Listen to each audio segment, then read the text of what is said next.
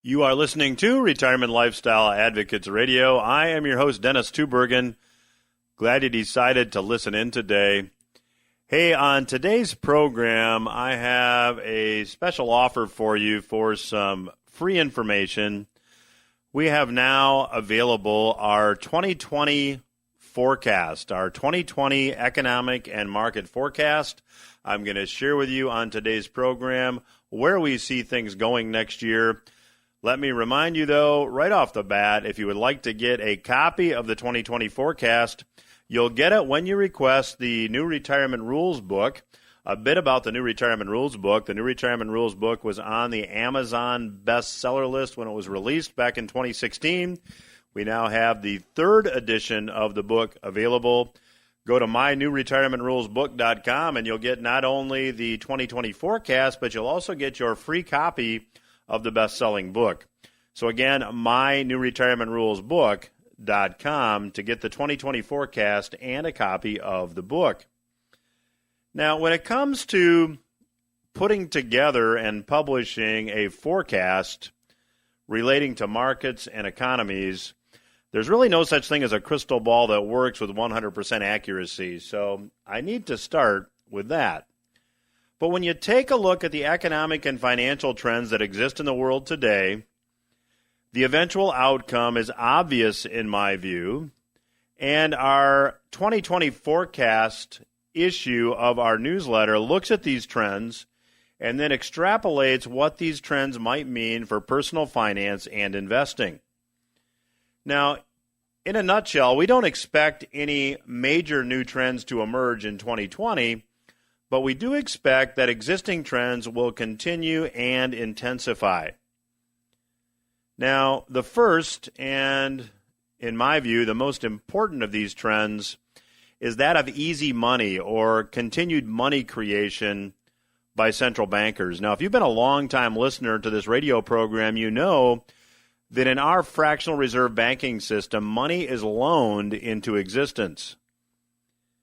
This has to do with the reserving rules under which banks operate. So presently, bankers are required to reserve 10% of depositors' assets, and the remaining 90% can be loaned to other bank customers.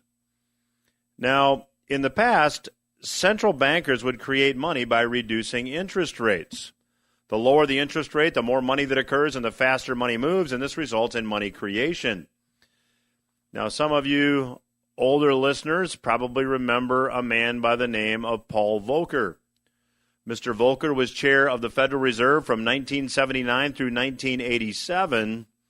And in March of 1980, in response to the massive inflation that was taking place, Mr. Volcker made the incredibly bold move of increasing the Fed funds interest rate from 10.25% to 20%. He just about doubled the Fed funds rate. Now, I know we sometimes talk about things that are pretty technical on the program, and if you're not familiar with the Fed funds rate is the interest rate at which banks lend money to each other, usually on an overnight basis. See, banks don't really earn any interest on the 10% reserves they're required to keep, so they try to stay as close to the reserve limit as possible without going under it. And banks lend money back and forth to maintain the proper level. So Mr. Volcker understood very well that by raising the interest rate, it would be more expensive to borrow, and borrowing would slow. And when borrowing slows in this system, so does money creation. So Mr. Volcker raised interest rates to combat the rampant inflation that existed in the 1970s. And since inflation is technically defined as an expansion of the money supply, by raising interest rates, the money supply contracted as people borrowed less, and Mr. Volcker got the desired outcome. Inflation subsided.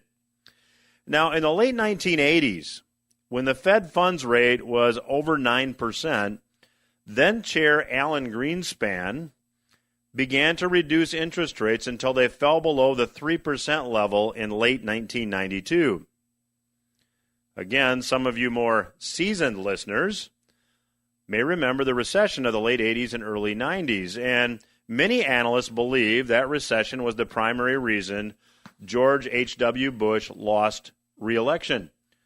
Bill Clinton's campaign rallying cry, which many of you remember, it's the economy, stupid, resonated with voters.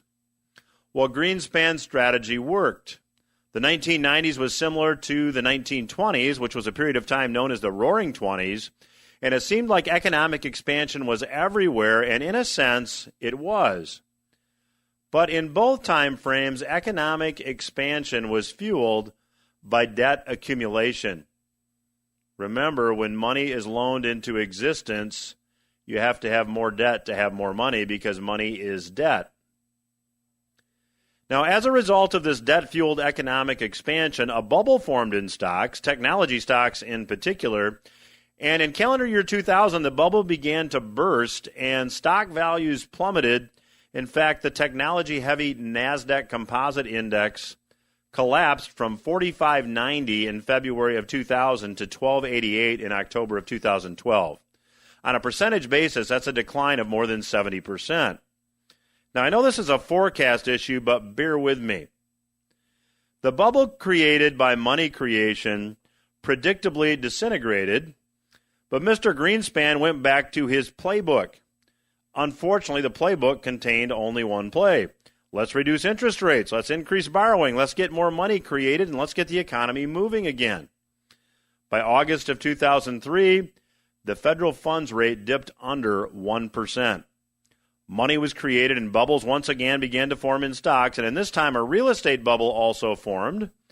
Money creation, through whatever means, creates asset bubbles. By 2006, the federal funds rate was once again over 5%, but it was too late. The bubble in stocks and real estate caused by money creation had already formed, and they burst. Now, Mr. Greenspan had retired in February of 2006, and Ben Bernanke took his place. Now, not only did Mr. Bernanke inherit Mr. Greenspan's job, it seems that Mr. Greenspan left the playbook on the desk. Not wasting any time, Bernanke began to reduce interest rates to create money to once again jumpstart the economy. He dropped interest rates to zero, but this time, the go-to play in the playbook didn't work. You may be wondering why. And the simple answer is this: when the system has reached its capacity for debt accumulation, money cannot be loaned into existence because there's not enough borrowing. To put that another way, when the collective system can't afford another payment, it doesn't matter what the interest rate on the debt is. Imagine in your household, if it took every dollar you brought in to meet your living expenses and service your debt, it really wouldn't matter what the interest rate on a new loan might be. Bernanke had to add a new play to the playbook, so what did he do? He created money literally out of thin air, called it quantitative easing, and started to buy assets from member banks. And this has been going on ever since that time, with more recently the Fed creating money to stabilize the repo market, or the overnight lending market, between banks. Now, interestingly, the Fed had less than $1 trillion on its balance sheet, but by the time Mr. Bernanke got done creating money, he had almost $4.5 trillion on the balance sheet. So it was just shy of $4 trillion in money printing, and that money creation is continuing to today, and that is the big theme of 2020. This trend will continue, and this trend will create consequences. I'll talk about the consequences in the last segment of today's program. However, if you'd like to get your own free copy of the 2020 forecast, we'll give that to you along with the best-selling New Retirement Rules book. All you need to do is go to the website, mynewretirementrulesbook.com, and request it, and we'll get you out a copy of the 2020 forecast as well as the New Retirement Rules book. The website again, mynewretirementrulesbook.com. I will be back in the last segment to give you specific forecasts for different asset classes. You'll want to be sure to stay tuned for that, but also stay tuned because after these words, I'll be chatting with Mr. Karl Denninger. You are listening to RLA Radio. I am your host, Dennis Tubbergen. Glad you're listening today. Hey, joining me in this segment is returning guest, Mr. Karl Denninger. If you're not familiar with Karl's work, I would encourage you to check out his blog at market-ticker.org. He is a prolific commentator, very bright guy, and always appreciate his perspective. Karl, welcome back to the program. Thank you very much for having me on. Karl, let's talk a bit. We chatted a bit before we started to record the segment about what's going on in the repo market and what the Fed is likely doing behind the scenes that they don't want anybody to think that's what they're doing. So let's just start for our listeners just that may not understand any of this. Explain, if you will, what is the repo market and why does it exist? So the repo market is a means of gaining short-term cash given that you have some kind of asset. So let's say that you have a mortgage that you are carrying. Of course, nobody does one mortgage, so today you would have a bond that is comprised of these things. And the supposed value of this thing is, say, $100 million, okay? And you would like to have some amount of cash in order to just do your, perform your normal operations. So you go to a bank and you essentially put that bond on them. They give you cash. You pay a small interest charge for this. And the understanding is that tomorrow or 2 days from now or whatever the term of this is, and normally they're very short term. They're overnight. They're, tomorrow, whatever have you. You give them the cash back and they give you the bond back. And in exchange for the privilege of doing this, they charge you an interest charge, which is very close to the overnight rate of federal funds because, face it, the risk that is being taken by the lender is extremely small, or at least it's supposed to be. What causes trouble in this market is when the value of those assets moves overnight. Because the reason that somebody's willing to do this is not so much the risk that they're going to get stuck with it, because that can happen, but doesn't happen very often. It's that if the value moves, then the amount of money that they gave you and the charge that they put out there no longer corresponds to the risk that was taken. All right, so these markets are used all the time, and in fact, their primary use, the reason they exist, is because if you cash a check at your bank, there is a period of time in which your bank is cash poor because they gave you cash, and the bank that it was drawn on is cash rich because they haven't settled the transaction yet. So what the repo market allows the banks to do is balance their books between themselves on a daily basis. And there is an awful lot of this that goes on every single day, and it's totally normal. But when you start to see wild moves in the expectation of the value of the collateral that's being posted, then either the banks step away from those transactions completely or they start charging a very high rate of interest for it because there's the possibility that when the time comes for you to take that asset back, if it's gone down in value by 5% overnight, you're going to say, well, go ahead and keep it. Okay. And now all of a sudden the guy's got a loss. So, Karl, just to maybe paraphrase that for the benefit of our listeners that this is all news to, essentially banks are doing this just to maintain their reserve requirements. They're borrowing back and forth overnight or for just a short term, and they're using it, as you say, to balance their books and maintain reserves. So in mid-September, we saw interest rates move from like 2 to 10% literally overnight.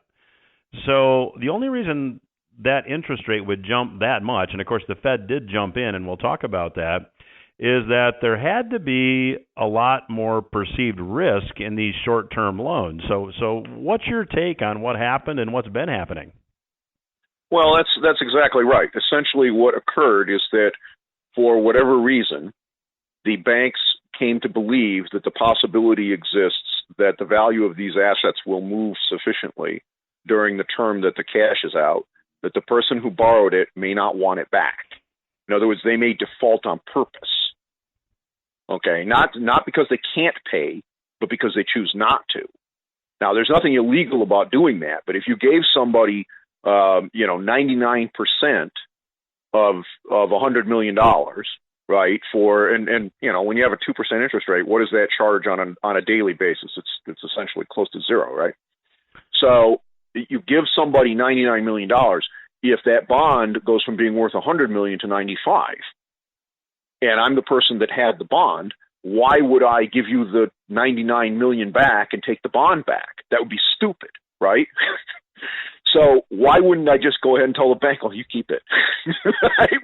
Which now all of a sudden they lose $4 million And that loss is real. So, they could sue you, but, yeah, okay, go ahead, have fun. That's essentially what caused the seize up, is that there was a perception in the market that was happening. And what I believe is occurring is not that this is occurring within the banks, within clearing in the banks, because it typically doesn't happen there, but rather you have hedge funds and private equity people that have been using this market as a way to fund their operations and their acquisitions and their business interests throughout the economy. They've been doing that by posting the collateral, which consists of the notes on the deals that they've done in previous years. And that market has problems. All right. So now, if you were going to JP Morgan to do this, and you're doing this on an everyday basis, and you're rolling it over every day, and you're just forking up the tiny little percent, because let's face it, 2% in a 2% interest rate world, to do this is very cheap. All right, to get your cash, you don't have to go out to investors and raise money. You can do this instead because it's so inexpensive.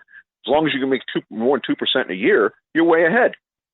And so this cuts everybody's capital requirements down, and it works right up until somebody thinks that what you're putting on the bank isn't going to be worth tomorrow what it's supposedly worth today. And then the market seizes. And this market is not supposed to be used this way. This is an abuse. It's a legal abuse, but it's an abuse.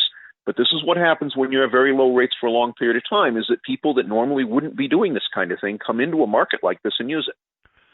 So, Karl, would it be fair to say that, this market was primarily used, in the banking system, and now it's been expanded to include hedge funds and other entities that, hadn't typically historically used this system? Is that a fair statement? Yeah, this is not a... This system was devised and put together originally, the tri-party repo market, for the explicit purpose of balancing bank reserves. That's why it exists. So let's talk about what this collateral might look like, this collateral that maybe a lender doesn't trust. When you say that the hedge fund might have, pledged paper from some of the deals they've done, what exactly does that mean for our listeners' benefit? Well, let's just take one example. This is, and I don't know that any of this paper was involved in it, but WeWork, for example, went out and signed leases for enormous amounts of commercial real estate. And their premise was that they could do 10 and 20-year real estate deals in the commercial market, which is a totally normal thing, and then they could rent you the space on a month-by-month basis. Well, the problem with that is if you go out of business and you're paying them month by month, you have no long-term obligation. They can't sue you for the rest of the lease. The money just stops coming in. But they still owe the cash on those long-term leases. Well, if they don't have it, then this note that essentially they took from WeWork is worth nothing. So if you are posting up that kind of paper in the repo market, and somebody all of a sudden turns around and says, we have reason to believe that tomorrow that's only going to be worth 95 cents on the dollar instead of 100, then suddenly that market stops working, because I have to, as a bank, I have to price that overnight loan for the risk that I'm going to get stuck with only 95 cents. And so now all of a sudden my overnight rate on that is at least 5%, right? Because otherwise I'd be crazy. Yeah, so, Karl, what the Fed now has stepped in, and you read that they're injecting liquidity into the repo market. And again, for our listeners' benefit, what does that mean? What is the Fed doing? The Fed is essentially printing money.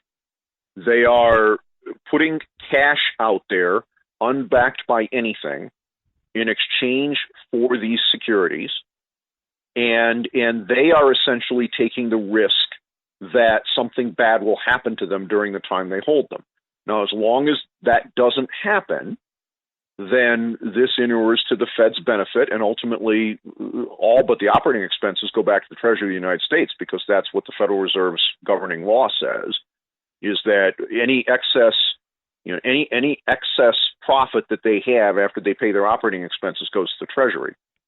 So essentially what has happened is that without any justification at all in law or anything else, the Federal Reserve has assumed the risk of these securities on their balance sheet. So Karl, this is very similar to what the Fed did, back after 2007, 2008, when quantitative easing first became a policy.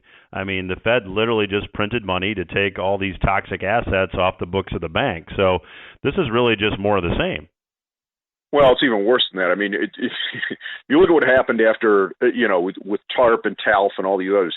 TALF, as an example, was a program where securities that were questionable were bought with Fed money, with loans from the Federal Reserve.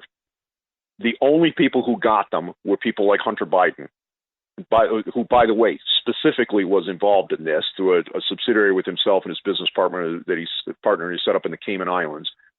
They got these loans. They got a loan from the Federal Reserve to buy these assets, these bonds, that people believed might be worthless or worth a lot less than they were marked at. And it's a heads I win, tails the taxpayer loses deal, because if the investment performs, then the company that does this, that gets this privilege, gets to keep the profit. They pay the loan back to the Federal Reserve, and therefore it's not inflationary because the money goes away. All right. But if they bought this at 60 cents on the dollar, for example, and it's worth 100, the 60 goes to the Fed because they borrowed the 60 cents. The 40 goes in their pocket. They get to keep it. All right. Now that normally, if it was your 60 cents, would be just fine, because you take a risk, you make an investment, you win or you lose. The problem is that if it wasn't worth 60 cents, let's say it was worth 20 or 0, then the loan is no recourse.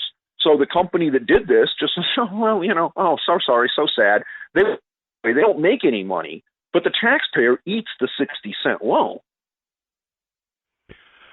So, Karl, I've read different numbers, and we've got just maybe 2 minutes left in this segment, but I've read different numbers as to what actually all this ultimately cost taxpayers, and I've seen numbers of up to like $7 trillion. What's your opinion? You're talking about from the 2008 timeframe? Yeah, exactly. Well, it's very hard to quantify, because a number of these deals, in fact, the vast majority of them, over long enough periods of time, actually paid off. In other words, Hunter and his business partner, had they put up their own money, would have profit. So they paid back the Federal Reserve, the funds that they had borrowed, and they kept the rest. The problem was they took no risk. So exactly how much this actually cost the taxpayer is an open question. But what we do know is that about $4 trillion went onto the Federal Reserve's balance sheet. That was issued cash that went into the economy on a permanent basis, raised the cost of things for Americans, including specifically things that you can't offshore, like healthcare. And that cost increase continues to go on to the present day. So quantifying that in an accurate way is very difficult. But the hidden inflation that was shoved down everybody's throat is very real. Well, our guest today is Mr. Karl Denninger. His website, where you can actually find his blog, I would encourage you to do that, is market-ticker.org. And Karl will be coming back for another segment, and we'll get his take on where the U.S. economy is, and maybe even talk a little politics. Stay with us. We'll be back after these words. Welcome back to RLA Radio. I'm your host, Dennis Tubbergen. Joining me on today's program is Mr. Karl Denninger. If you happen to miss the last segment, Karl has a terrific and very active blog, market-ticker.org. I'd encourage you to check it out. Karl, let's shift gears a little bit in this segment. Let's talk about the health of the U.S. economy. I've had many guests on the program over the past several months that feel like a recession is inevitable. A few say that we're in a recession already. What's your take? Well, a recession is inevitable. There's always recessions. I mean, the Fed seems to think that they can prevent one from ever happening again, which is, that's insane, but that's what they believe. But I just want to take a quick, this employment report, this last one was very interesting. The headline number was 266,000. Okay, this is what we were told was the gain. That includes the BLS's guess. In other words, what they think people started in new businesses and, that sort of stuff. And it's got this so-called seasonal adjustment. I don't use that number at all. The unadjusted household survey showed negative 122,000. Okay, so that's just the survey that they take from people without any adjustments, without anything on it. And that's a huge difference between 266, right? 122. But being in November, that is actually in line with historical expectations for a November. So it's fairly normal. That number doesn't interest me so much. The number that I follow more closely than anything else is what I call the population corrected employment rate. And that is because we still, despite all the people saying we're all getting older, oh, by the way, we're losing people in the workforce, that's a lie. We put about 2 million people a year into the workforce. And that's been going on for a very, very long time. So that's roughly what the number is. And that the adjustment to that comes out in the January report every year because that number's a guess throughout the year as well. But so if you take the change in working age population and the change in employment and you subtract out the increase in working age population, you now get the actual delta of people that are working as opposed to people that are not, right? I mean, this is just basic logic, right? What percentage of the population is working that is eligible to work? And starting in August, we saw a dramatic turnaround. Now, that number had been deteriorating for quite a long time, the last couple of years, in fact, all the way back. The deterioration began back in the early part of 2017. So I've been tracking it for a while, and that's a very concerning number. When that number goes negative, you've got big problems. They don't show up immediately, but you've got them. And we have had a negative number in that column for a very long time, and then after the recession, it went positive for a while. When Trump first came into office, it briefly spiked higher, and then it was deteriorating. But in August, it all of a sudden turned around and went from essentially zero on an adjusted basis to 900,000 positive in 1 month. Now, that's an incredible ramp. Now, what does that correlate with? The tariffs. All right, phase one tariffs that were announced and were about to go in September. And the interesting thing about that is, while it has slacked off a little bit, as of this last report, it's still plus 618 on a 12-month basis. So it was 911, then 939, then 784, and now 618. That is a very strong number. That is suggesting that we are gaining approximately a third more jobs than we are putting people into the workforce. I mean, think about that. Think about the size of that. You put 2 million people into the workforce every year, and you put 600,000 people to work beyond the 2 million. So the 2 million all get jobs, and then another 600,000 people beyond that find jobs. Right? That is a huge change, and for that to be maintained over a period of 4 months on a positive basis and be correlated with this specific change is quite interesting. So this clowns the claim of those people who said that these tariffs, as soon as they went into effect, it was going to decimate the American employment market. It did exactly the opposite. So, Karl, that just doesn't, I mean, I can just imagine somebody listening to this saying, wait a minute, tariffs are essentially taxes. Why would that correspond with or be related to such an increase in the real employment numbers? That just doesn't make sense. How do you square that? How do you reconcile that? Simple. It's tax avoidance. But tariffs are only taxes if you choose to pay them. Who says you have to pay them? Where do people get this idea that you can't move what you do? I've never understood this argument. People always say, well, tariffs are taxes and the consumer always pays them because the consumer always ultimately pays all taxes, right? Now, that's a true statement. The lie in it is that you're assuming that I have no choice. It is similar to, I used to make mid six figures a year, and by choice, I don't work that hard anymore.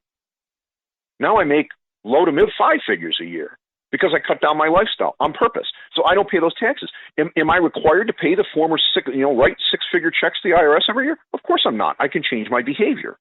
You think businesses can't do the same thing? So what are businesses doing specifically? Well, they're moving production, and they're moving the stages of production, and evidently from the data, some of that which used to be performed overseas is being performed here. So the tariffs are having the desired effect when, many analysts said it was a huge mistake. Well, the data says it's not a mistake. The data says that it is leading people to get employed because manufacturers and other firms are bringing the work back into the U.S. So, Karl, what would you say to people that say, a recession is imminent? We're already in a recession. Certainly, these numbers don't seem to confirm that or validate that opinion. Well, today that is true. However, you have to remember how we're doing a lot of this, and that is by printing federal deficits in excess of $1 trillion. It was approximately $1.3 trillion last fiscal year, not the 800 and some that they claimed. You look at debt to the penny over a 12-month period to get the real number. The reason that there's the difference is that they don't count a lot of the entitlements, specifically Medicare, which is cash negative. Now, Social Security, but not to a large degree. Medicare and Medicaid in particular are enormously cash flow negative. Between those two programs, they had doubled their spending since Barack Obama was elected. And what's going to drive the next major move in the negative direction in our economy is that the extraction that is coming from that segment of the economy is unsustainable. And we seem to think that we can just continue to ignore it and crank the federal deficit higher. But within the medical system, that impact is not just felt by the federal government in the form of deficits, it's felt by workers in the form of wages. Because when you look at the average cost of single employee coverage in the United States at employer level, these days it's close to $10,000 a year. Family coverage is close to $20,000. Now, think about this. If you're the average person with a $50,000 a year salary, if you had an extra $10,000 a year to spend, what that would do to your personal economic situation. It'd be huge. All right. Yeah. Well, now it's not going to go to zero. Okay. I mean, we have to be realistic about this. But 80% of it should go in a free market system. 80% of it would go away. You'd have $8,000 a year in cash in your pocket that you could spend. That is an enormous amount of money to a middle class person. It's I mean, you can't even fathom that. All right. We're talking about what, a third of a car here? I mean, that is a crazy amount of money. And the problem is that we are putting approximately 400,000 people a year to work, and it would show up in the employment report, in the medical system, and 9 out of 10 of them never provide a single second of care to a single person. They're all administrators, and their job is to see how badly they can screw you. That's what they do all day long. And so it's funny you mention that because I'm sorry to interrupt, but I just read a piece. In fact, over the weekend, we're recording this on Monday. That since 1971, the number of physicians in the system has increased commensurate with the population, but the number of administrators has increased over 3,500%. Correct. If everyone, for every 10 people who get hired, approximately one is either a physician or a nurse. The other nine, their entire job is jacking you out of the money. So explain to our listeners, we've got just a few minutes left here, what you mean by that. I mean, how does that happen? Well, if you put together coding systems and so-called negotiated pricing with insurance companies and things like this in such a way that you don't care about efficiency. The most efficient transaction is always the smallest one, right? If you and I, you want me to fix your roof, and I come out there and I nail some shingles on your roof, and you pay me, that is the most efficient transaction. If an insurance company pays for it, it's less efficient because the insurance company has to get paid, the people who work for it have to get paid, and therefore the price is going to be higher. And that's just the way it is. When you put all these people in the middle, they have to get paid.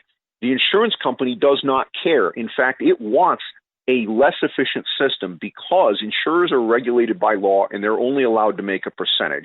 So if you're an insurance company, do you want to make 10% of $1 million or 10% of $10 million?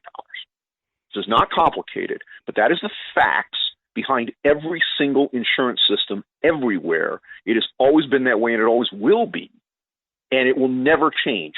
So the only way to stop this is to force everyone to post a price and everyone pays the same price. And now what deal you have with your insurance company is between you and them. But you have to get a bill, and whether I pay with insurance, whether I am on Medicare or Medicaid, or whether I pay cash doesn't make any difference. It's the same number. And now the hospital here and the one 5 miles away are both going to pound each other over the head to try to get the business. And problem is, from an economic perspective, 90% of the people who work there are going to get fired.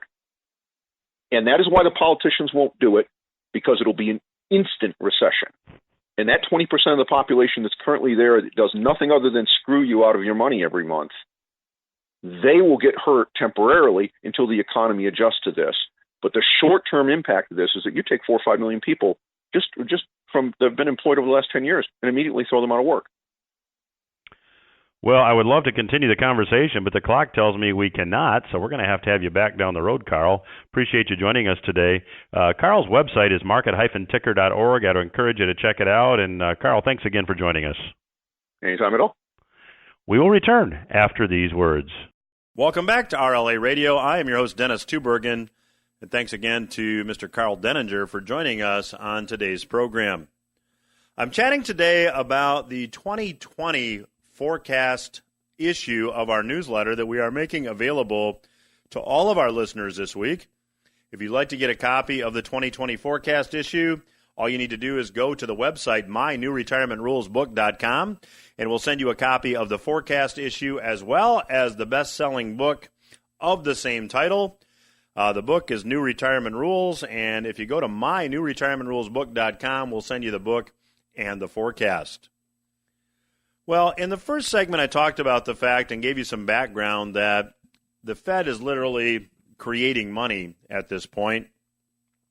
And when you look at the reality of finances in 2020, it has a lot to do with where we believe things are headed and what our forecast is, because in a word, when you look at the finances of the U.S., it is sobering. The official national debt is now over $23.1 trillion. On September 30, 68 days prior to debt hitting $23.1 trillion, the official national debt was about $500 billion less. So in 68 days, the official national debt of the United States increased by $500 billion. That means the United States over that time frame spent nearly $7.5 billion every day that it didn't have. Let that sink in. Over that 68-day time frame, the United States spent $7.5 million each and every day that they didn't have. Now, so often these numbers are so big that they really don't mean anything to us. See, there are just 129 million households in the United States. However, 44% of those households, according to the Tax Policy Center, pay no income tax. That means 72 million households do. And if you're in the group that does pay income taxes, here's what that math means to you. Over that 68 days from September 30 to December 7, the government spent $104 on your behalf each day that they didn't have tax revenue to cover. Over the course of a year, should that trend continue, your share of the deficit is more than $38,000 and you haven't begun to pay down any debt. If the debt was going to be paid down, in addition to the $38,000 you'd have to kick in to cover the deficit, you'd also have to fork over another $320,000 or so just to pay your share of the debt. And we haven't begun to address the even bigger areas at issue. Many sources put the combined Social Security and Medicare underfunding levels at more than $100 trillion. That means the share of this problem per taxpayer is somewhere around $1.5 million. Now, when you look at numbers from that perspective, breaking it down on a per tax-paying household basis, it's clear there's no logical way out. And certainly there are no shortage of politicians out there uttering rhetoric to the contrary. But here's the reality. We could confiscate 100% of all household wealth and we still would not solve these problems. You have only two options. You cut spending or you borrow and print currency.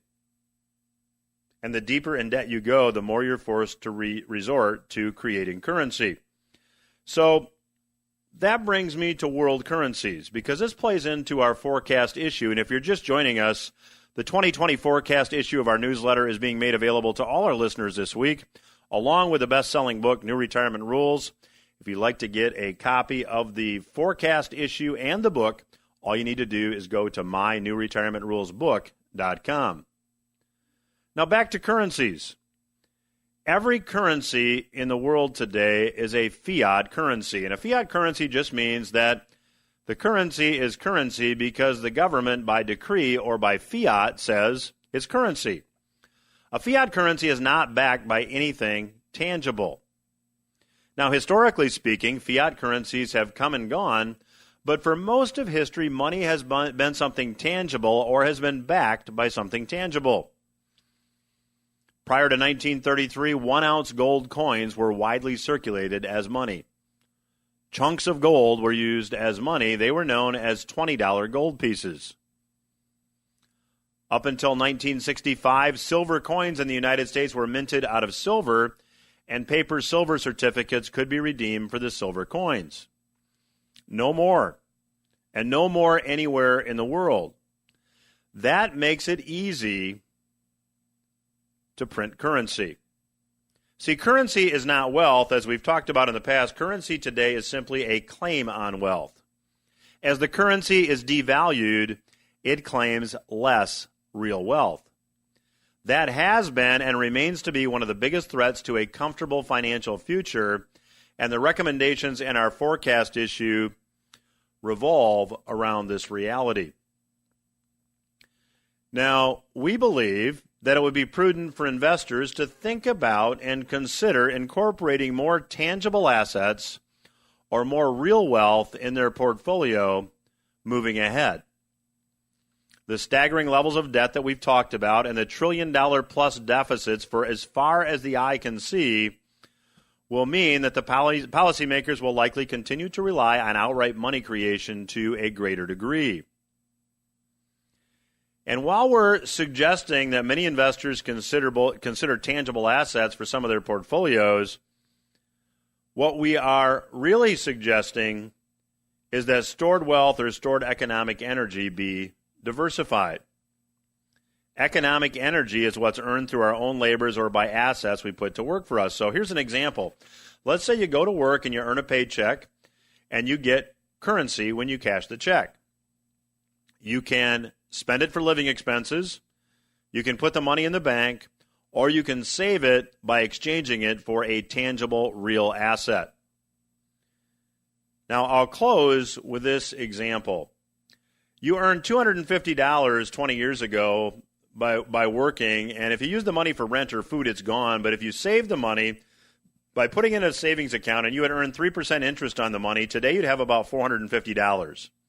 On the other hand, if you'd put the money into a tangible asset like gold or silver, you would have preserved more of your economic energy. In the case of gold, today you'd have about $1,400, and in the case of silver, about $950. Now, the point is that if you don't have tangible assets in your portfolio, and I'm not suggesting in any way, shape, or form in your entire portfolio, but some of your portfolio, you'll want to consider it. And we've got some guidance that we offer in our 2020 forecast issue. And again, you can get a copy of the 2020 forecast issue along with the New Retirement Rules book by visiting the website mynewretirementrulesbook.com. The website again is mynewretirementrulesbook.com. Just let us know where to send the book and the 2020 forecast issue, and we will be very glad to do that. Hey, I hope you got something out of today's program that you can use, and I'll be back again next week, same time.